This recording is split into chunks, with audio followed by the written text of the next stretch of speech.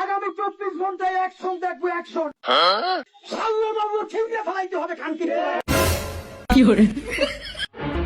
গুরু, এই মালটার একটা ব্যবস্থা করতে হবে। এর কথাবার্তা শুনলে মনে হয় কেউ গায়ে মরিচ লাগাই দিতেছে। ঠিক বলছস, ওর পিছনে লোক লাগা, চোখে চোখে রাখবি। আচ্ছা, নেত্রীর অর্ডার পাইলে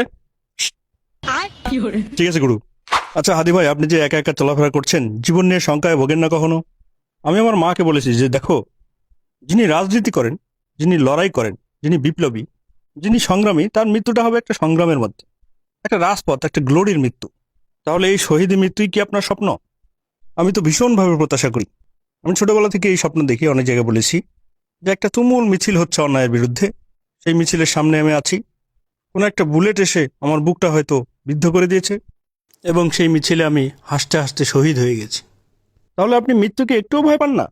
মানুষ যখন মৃত্যুকে ভয় পায়, আমি তখন হাসতে হাসতে আল্লাহর কাছে ভীষণ সন্তুষ্টি নিয়ে পৌঁছাতে চাই।